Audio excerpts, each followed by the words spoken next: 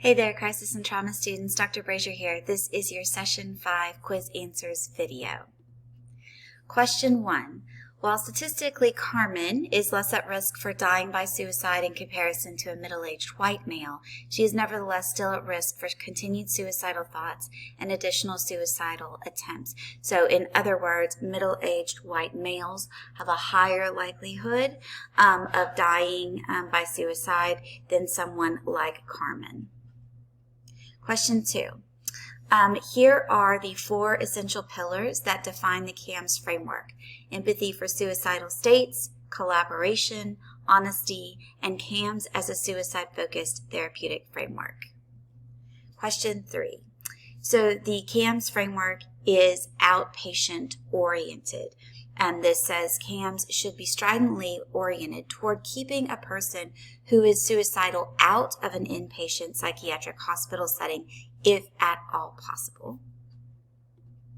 Question 4. After the initial session of CAMS, all interim CAMS guided care involves further assessment and ongoing tracking of suicidal risk at the start of each interim session, every single session. That's interim. Question 5, the 4th core assessment variable of hopelessness is based on Aaron Beck's work and refers to expectations that things will not get better no matter what one does. Question 6, the first 3 SSF core assessment variables, which are psychological pain, stress, and agitation, are fashioned after the seminal theoretical work of Edward Shneidman. These variables make up Shneidman's cubic model of suicide. Question 7.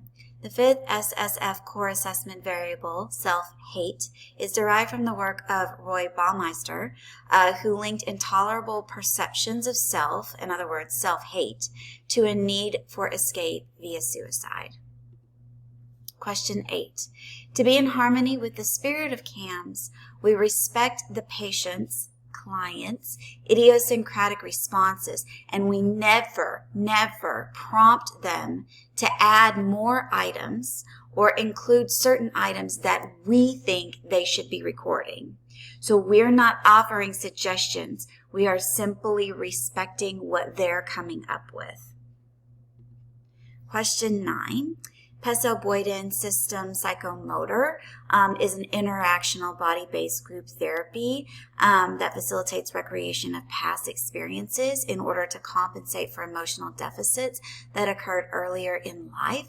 They use movement and dance exercises to create sensory interactions in childhood, have a major impact on adult perspectives. And so this idea of recreating those sensory moments of attachment.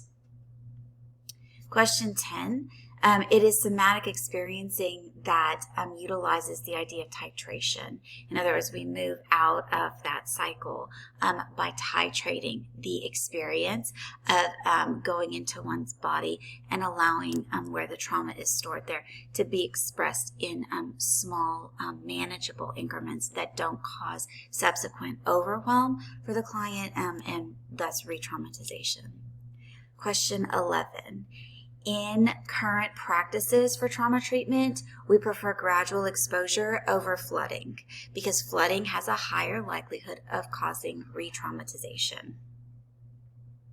Question 12. We now have a solid understanding of why EMDR works so well. False.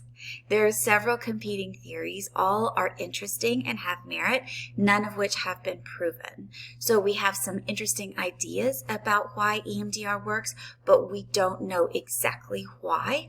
However, we have copious amounts of quality research to demonstrate that EMDR works. It's one of those gold standard trauma treatment modalities that has such high evidence base to its practice.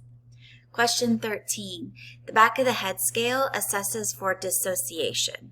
So in other words, if I am back here, I'm all the way back in my head in the trauma memory. And if I'm all the way out here in front, I am fully present in the moment. We're hoping that the client during EMDR will be somewhere in between, but we can tell how dissociated they are without asking them to verbalize it, which some people who are in the middle of like dissociation cannot verbalize that they have dissociated, but sometimes they can indicate with their finger that way.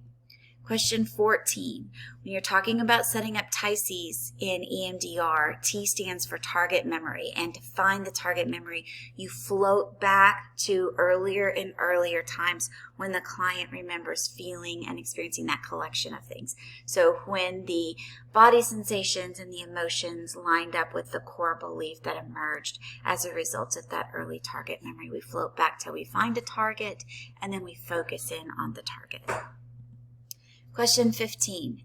So every client is suitable for EMDR treatment. False. There are some indicators that some clients will not be ready for EMDR. Does that mean they'll never be suitable for EMDR? No. That means that there will need to be more work in stage 1, establishing safety and stabilization intrapersonally, interpersonally, and environmentally. And for some people, creating and maintaining that kind of safety and stabilization is very difficult because their coping strategies cause them to sort of blow up their world or push people away, or their coping strategies for internal sort of regulation when triggered tend to be external coping that is more addictive in nature. So like when I feel triggered, I drink alcohol. When I feel triggered, I use drugs. Strategies that are going to prevent that good maintenance of safety and stabilization long enough for them to engage in the intense work that EMDR involves. So we may be working with a client in stage 1 trauma treatment for years, if that's the case, before we move on to stage 2, where some of those desensitization and reprocessing intense, turning and facing the trauma memory, exposing oneself to the trauma memories to desensitize and reprocess until they're capable of doing that. Question 16. TFCBT is a trauma narrative and processing modality. It uses in vivo desensitization, so you are exposing the child to specific components of the trauma memory that's targeted to desensitize them to it, but you're doing it in developmentally appropriate ways, like through play, drawing, sand tray, things like that. It incorporates conjoint parent-child sessions and talks about enhancing safety and social skills for the child to prevent them from being victims of further trauma. Question 17. It is IFS, Internal Family Systems, that works with the internal parts of us. So some of the IFS parts are exiles, firefighters, and managers. Remember I said, and I'll say, the self is not a part. The self is not a part, but these 3 categories are parts: exiles, firefighters, and managers. Question 18. It is attachment and biobehavioral catch-up. That's the modality that talks about attachment theory and stress neurobiology, and it uses a relationship formation. So the manualized form of ABC has 10 in-home sessions with the foster parent and the child together, and the goal of ABC is to improve the foster parent's ability to provide unconditional support and nurture to the traumatized child who has had to survive. 19, which of the following systemic treatments for trauma aims to enhance attachment, improving the relationship between adult and child through direct interactions facilitated by a qualified therapist using fun, physical, personal, and interactive activities? That's TheraPlay.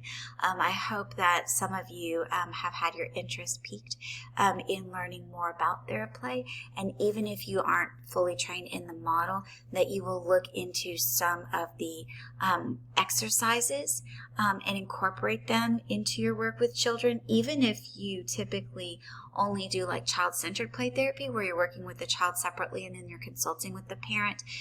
Incorporating some sessions of TheraPlay type work between the caregiver and child can prove very beneficial for healthy attachment. And last but not least, question 20, here are the 6-step IFS process. They all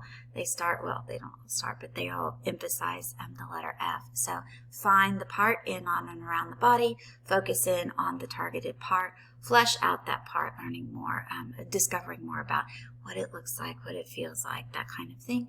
Feel, so how does the self or how does the client feel toward the part? And then befriend, and then find out what that part fears.